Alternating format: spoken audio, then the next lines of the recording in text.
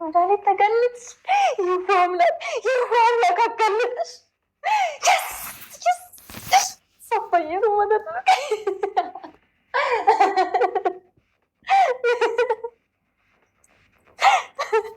አባዬ እሷ ምንም ነገር ሳትሆን አንተን ለማሳሰር እኮ እንደዚህ ያደረገችው አባዬ። አለቃትም። ትልቅ ወንጀል የሰራችው አባዬ። 5 ዓመት ነው ማሳሰራት። እኔ በአንቺ እተማመናለሁ። እንደውም አንቺ እንድትከራከሪልኝ ነው የምፈልገው። ምን አባዬ? አንቺ የዘንድሮ ተመራቂ አይደለሽ እንዴ? አንቺ እንድትከራከሪልኝ ነው የምፈልገው። ህጉን አጥኚና አንቺ ተከራከሪልኝ። እኔ ላንተ አባዬ? አዎ አቢጌል፣ እኔ በአንቺ እተማመናለሁ። ከአንቺ ውጭ ማንም በሙሉ ልቡ አያምነኝ።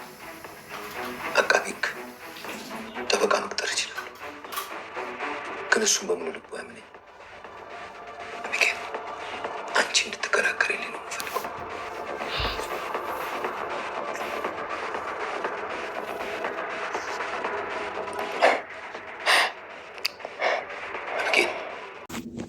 መድኃኒት እንግዲህ ተንኮሏን እንደቀጠለች ነው። እንደለመደችው እንግዲህ አቶ ደረጀን ወጥመድ ውስጥ ለማስገባት ሞክራለች ማለት ነው። አቶ ደረጀንም እንግዲህ ወጥመድ ውስጥ ለማስገባት ሞክራለች። አሁን ግን እንደተለመደው ያው ተንኮሏ ብዙም ሳይቆይ እንግዲህ ለማጋለጥ ትችላለች ማለት ነው። እሱም ምንድነው እንግዲህ መድኃኒት በትላንትናው ዕለት ተሳፈራለች ብለን ሁላችንም ወደ አሜሪካ እንደምትሄድ ነበር የምናውቀው። እሷ ግን ዞር ብላ እንግዲህ ክላሷን ደም በደም አድርጋ ከሀገር ሳትወጣ ጠፍታለች ማለት ነው። አቶ ደረጀ ጋር እንግዲህ በጠዋት ነበረ ፖሊስ የመጣው ማለት ነው። እንግዲህ ሁሉም ልጆች ነገሩ ስላልተዋጠላቸው ሁሉም በየራሳቸው መንገድ ይህንን ነገር ለማጣራት ጎንበስ ቀና እያሉ ነው ማለት ነው።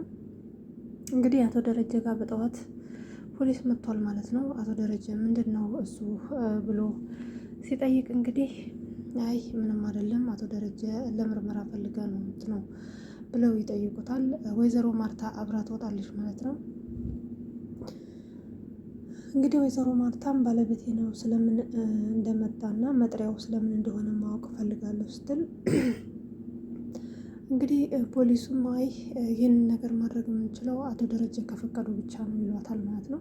ችግር የለውም አመሰግናለሁ ማለት እኔ ሁሉንም ነገር ጣቢያ ሄጄ የምመለስ ይሆናል፣ ካልመጣሁም አንቺ ትመጫለሽ፣ ችግር የለውም በማለት አቶ ደረጀ እንግዲህ ወደ ጣቢያ ሄደዋል ማለት ነው። በሌላ በኩል ደግሞ እንግዲህ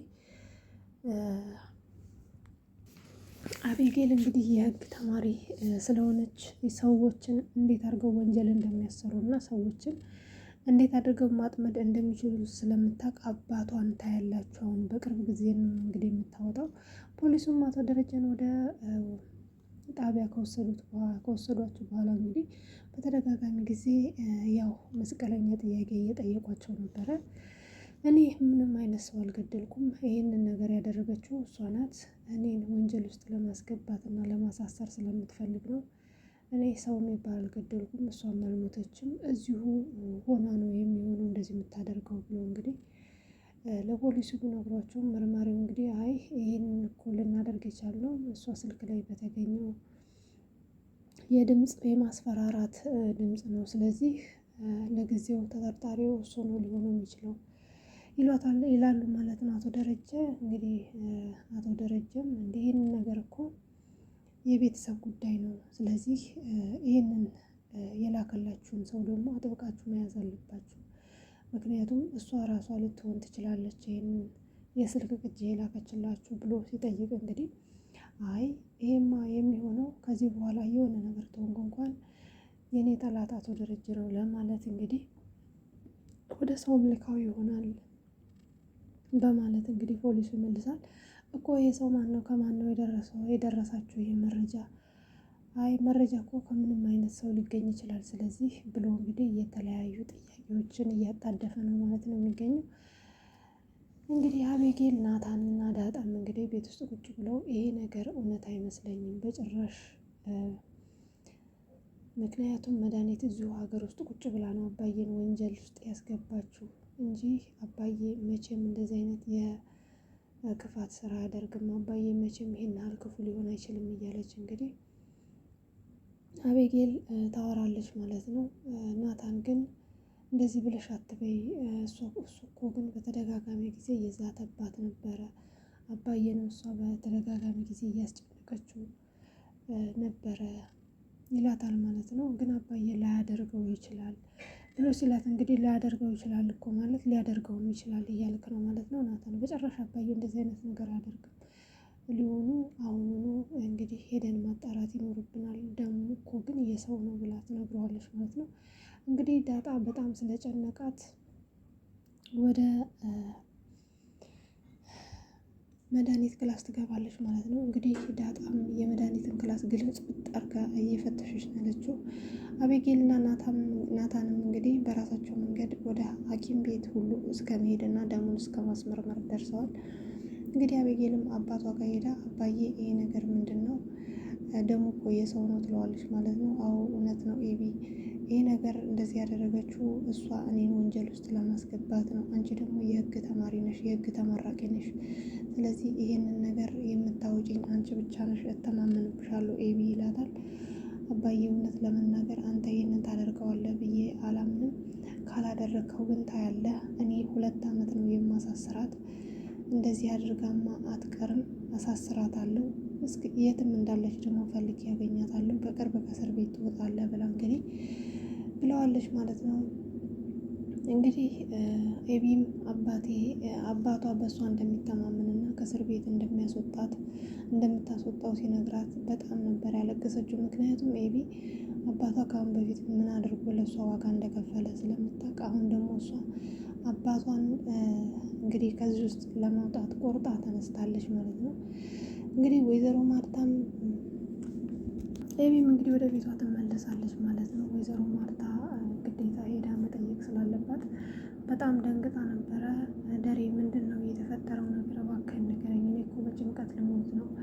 እህቴም ጠፍታለች፣ አንተም ደግሞ በግድያ ወንጀል ተጠርጥረህ ታስረሃል። ስለዚህ ምንድን ነው የተፈጠረው? እባክህን ደሬ አትደብቀኝ፣ ንገረኝ። እኔ ተጨንቄ ያለሁኝ በጭንቀት መሞቴ ነው። እባክህን አትደብቀኝ፣ ምን ተፈጥሮ ነው? ምንድን ነው የሆነው ነገር ስትለው፣ ይኸውልሽ ማርቴ ምንም የተፈጠረ ነገር የለም፣ አንቺ እኔን ብቻ መኝ። መድኃኒት አልሞተችም፣ ምንም አልሆነችም። እኔ ምንም አይነት ሰው አልገደልኩም። እሷ እኔን ወንጀል ውስጥ ለማስገባት ነው እንደዚህ ያደረገች። ስለዚህ አንቺ መረጋጋት ይኖርብሻል። ምንም አይነት የሞተ ሰው የለም፣ እባክሽን ተረጋጊ ብሎ እንግዲህ አቶ ደረጀ ለወይዘሮ ማርታ ይነግራታል ማለት ነው። እና በጣም በማዘንም ወይዘሮ ማርታ እንግዲህ ባሏ የተናገራትን ነገር በማመን ወደ ቤቷ ትሄዳለች ማለት ነው። ዳጣም እንግዲህ ቤቱን ግልብጥ አርጋ መፈተሽ ትጀምራለች። የመድኃኒትን ክላስ እንግዲህ ከላይ ከታች ሁሉንም ነገር አንድ በአንድ መፈተሽ እንግዲህ መፈለግ ትጀምራለች ማለት ነው። ስትፈልግም እንግዲህ የመድኃኒት ሙሉ ፋይሏንና ፓስፖርቷን አግኝተዋለች ማለት ነው። ዳጣም ይሄንን ካገኘች በኋላ እንግዲህ በጣም እየሳቀች እና ተደስታ አባዬ የኔ የዋህ ተሳክቶልናል፣ መቼም እስር ቤት ገብታ እንደማትቀር አምን ነበረ። መድኃኒት አንቺ ጭራቅ፣ አንቺ አስመሳይ፣ አባቴን በምን መንገድ ይሄን እንድታሰቃዩ እንደችልሽ አውቃለሁኝ። አሁን ደግሞ ተጋልጠሻል፣ ይሄ ሁሉም ፋይልሽ እኔ እጅ ላይ ነው ያለው እያለች እንግዲህ አባቷን ንጹሕ እንደሆነና አሁን ከእስር ቤት ልታስወጣው እንደምትችል እንግዲህ ብቻዋን እያወራች ነበረ ማለት ነው። ከዚህ በኋላ ምን የሚፈጠር ይመስላችኋል?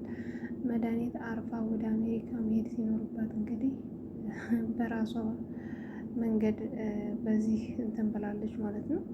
እንግዲህ በቀጣይ ምን ይፈጠራል የሚለውን ነገር አብረን የምናይ ነው የሚሆነው። ከዚህ በኋላ አቶ ደረጀ ይሄ ሁሉ ዋጋ የከፈለው እንግዲህ ለትዳሩ እንደሆነ ወይዘሮ ማርታ አይደለም 2 4 ልጅ እንዳለው እንኳን የምትቀበለው ይመስለኛል ማለት ነው። ምክንያቱም ይሄ ሁሉ እየተንገላታ ያለው እንግዲህ ከአሁን በፊት የሰራው ስህተት እንዴት አድርጌ ወጥቼ ልንገራት ብሎ በመፍራት ነው።